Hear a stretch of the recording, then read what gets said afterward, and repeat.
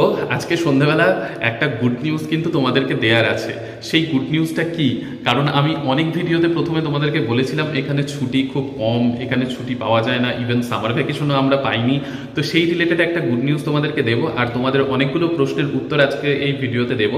তো যারা নতুন চ্যানেলে, অবশ্যই এক্ষুনি চ্যানেলে সাবস্ক্রাইব করে দাও আর লাইক শেয়ার করতে ভুলে যেও না। তো শুরু করছি আজকের ভিডিও।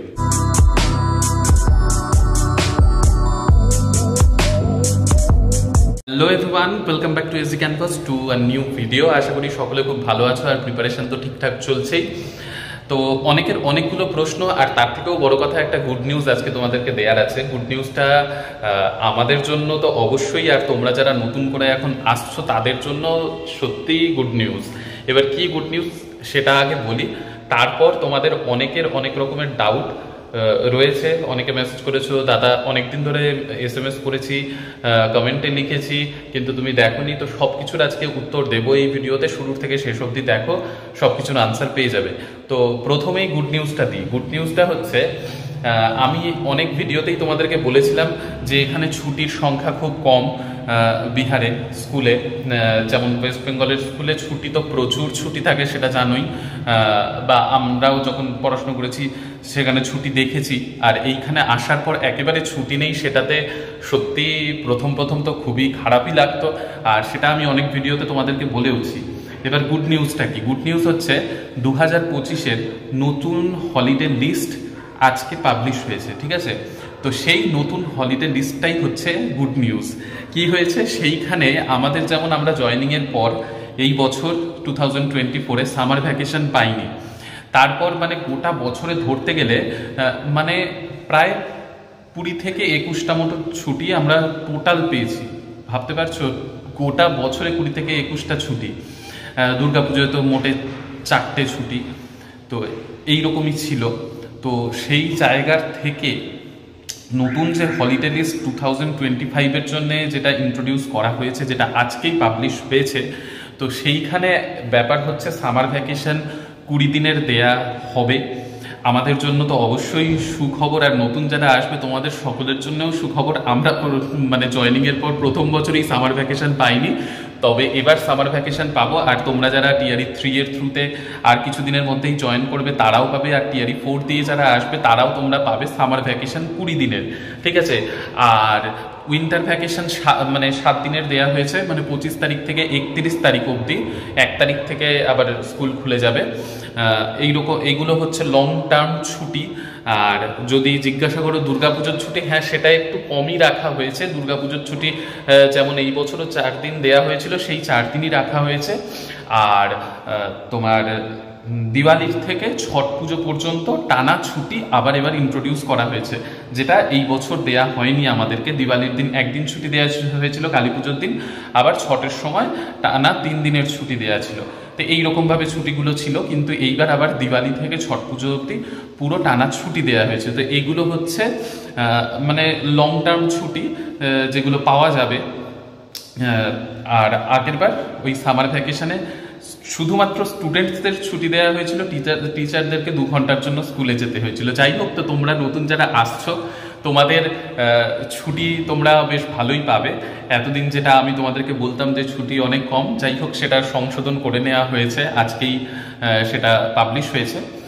তো এটা ভেবে তোমরা আরও একটু খুশি হবে যারা নতুন জয়েন করবে টিআরই 3-তে বা টিআরই 4-এ যারা প্রিপারেশন নিচ্ছ, তারা আরও উৎসাহ পেয়ে গেলে যে অনেকগুলোই ছুটি এখন থেকে পাওয়া যাবে। টোটাল ছুটি হচ্ছে তোমার 65টা, পুরো ইয়ারে টোটাল 65টা ছুটি দেয়া হবে 2025-এ, ঠিক আছে?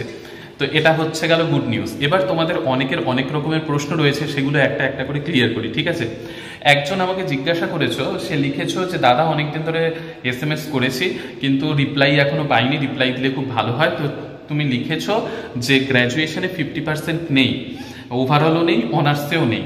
এবার সেই ক্ষেত্রে MA তে থাকলে হবে কিনা, আর রবীন্দ্রভারতী ইউনিভার্সিটি এই ডিস্টেন্স থেকে তুমি করেছো, তো সেইটা ভ্যালিড কিনা।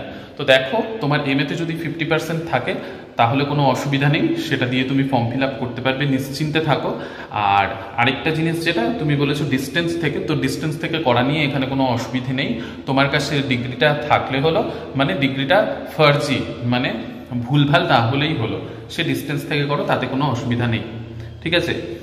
এবার নেক্সট আরেকজনের একটা প্রশ্ন আমি দেখলাম, সেটা হচ্ছে এস্টেটের সার্টিফিকেট হারিয়ে ফেলেছি দাদা, এর উপায় কি, এখন কি করতে হবে, বিপিএসসির ফর্ম ফিল আপের সময় আমি কি ফর্ম ফিল আপ করতে পারবো না, এইরকম রিলেটেড কমেন্ট।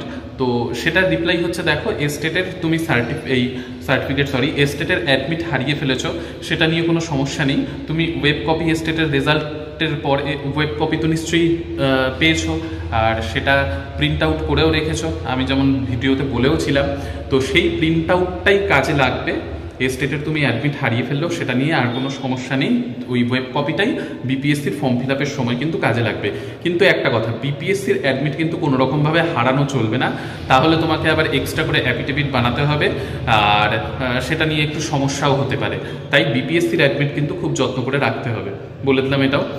এবার আরেকজনের প্রশ্ন, দাদা বলছি 1 বছরের বেশি প্রফেশনাল সার্টিফিকেট যদি হয়ে যায় তাহলে কি সেটা ভ্যালিড হবে? হ্যাঁ, কোনো অসুবিধা নেই। 1 বছরের বেশি যদি হয়ে থেকে থাকে, সেটা তুমি এই মুহূর্তে বিপিএসসির ফর্ম ফিল আপের সময় সার্টিফিকেট যেখানে আপলোড করতে বলবে সেইখানে আপলোড করে দিতে পারো বিএডের সার্টিফিকেট, তা নিয়ে কোনো সমস্যা হবে না, ঠিক আছে। এবার নেক্সট আরেকজনের প্রশ্ন, যদিও প্রশ্নটা আমার হাসি পাচ্ছে। তো সে জিজ্ঞাসা করেছে, দাদা যে 1 উইক ট্রেনিং হয় সেটার কি টাকা পাওয়া যায় জয়নিংয়ের আগে যে ট্রেনিংটা হয়? না, জয়নিংয়ের আগে তোমার যতদিন ট্রেনিং হবে এখানে থাকা খাওয়ার ট্রেনিংয়ের পুরো খরচা কিন্তু সরকার বহন করে, কিন্তু তোমাকে কোনো স্যালারি বা কিছু দেয়া হবে না যতদিন না পর্যন্ত তোমার জয়নিং হচ্ছে। আর জয়নিংয়ের আগে পুরো ট্রেনিংয়ের ডায়েটের ট্রেনিংটা মানে বিনা খরচায় হয়ে যাবে, কিন্তু যখন স্কুলে ট্যাগ করা হবে তোমাকে ডায়েটের ট্রেনিংয়ের পর বা আগে যদি স্কুলে ট্যাগ করা হয় সেই খরচাটা নিজের, সেই সময় কোনো রকমের স্যালারি কিন্তু পাওয়া যায় না, ঠিক আছে। আচ্ছা, নেক্সট আরেকজন লিখেছো যে দাদা আমিও ফার্স্ট চয়েস কিষানগঞ্জ দিয়েছি, তো আমার কি কিষানগঞ্জেই পোস্টিং হবে বা ট্রেনিং ওখানেই হয়ে ওখানেই কি পোস্টিং হবে, কি প্রসেস? তো দেখো, ফার্স্ট চয়েস যেটা সেটারই হওয়ার চান্স খুব বেশি রয়েছে। কয়েকদিনের মধ্যেই বিপিএসসি ডিস্ট্রিক্ট অ্যালোকেশন করে দেবে, ডিস্ট্রিক্ট অ্যালোকেট করে দেবে, জেনেই যাবে। তো কিষানগঞ্জেই যত সম্ভব হবে ফার্স্ট চয়েস, যেহেতু কিষানগঞ্জ দিয়েছো। তো এখানে প্রসেস কিছুই নয়, কিষানগঞ্জে তোমাকে এই যেই ডায়েটে আমি এখন আছি ভিডিওতে দেখছো, সেই ডায়েটে কিছুদিন পর তোমাদেরকেও আসতে হবে বা তোমাকেও আসতে হবে, এইভাবে ট্রেনিং করতে হবে। আর ট্রেনিংয়ে কীরকমভাবে কী ক্লাস হয় সেটা আমি পার্টিকুলার ভিডিও প্রত্যেকদিন একটু একটু করে দেবো, বুঝেই যাবে তোমরা, একটা আইডিয়া পেয়ে যাবে। তো এবার ব্যাপার হচ্ছে পোস্টিং কিভাবে হয়। তো পোস্টিংটা হচ্ছে, দেখো ট্রেনিংয়ের পর মেসেজ চলে যাবে, তো যেই ডিস্ট্রিক্টে তোমার ট্রেনিং হবে সেই ডিস্ট্রিক্টেই কিন্তু তুমি পোস্টিং পাবে, ঠিক আছে। তো আশা করি তোমাদের সব রকম প্রশ্নের উত্তর পেলে। আর তোমরা অনেকেই লিখেছো, দাদা তোমার ভিডিও দেখে ইন্সপায়ার্ড হই, তোমার প্রত্যেকটা কথাতে অনেকটা সাহস পাই। তো সত্যি কথা বলতে তোমাদেরকেও থ্যাঙ্কস এতটা ভরসা করার জন্যে। আর আমিও চাই যে তোমরাও খুব সুন্দরভাবে প্রিপারেশন নিয়ে এখানে আসো, বিহারে আসো, এসে বিপিএসসির থ্রুতে চাকরিটা নাও। তো তার জন্যই তো আমার এই ভিডিও, সেটাই তো আমার উদ্যোগ। যাই হোক, তো আশা করি আজকের ভিডিওটা ভালো লেগেছে। ভালো লাগলে অবশ্যই লাইক শেয়ার সাবস্ক্রাইব করো, যারা নতুন আছো চ্যানেলে অবশ্যই সাবস্ক্রাইব করতে ভুলে যেও না।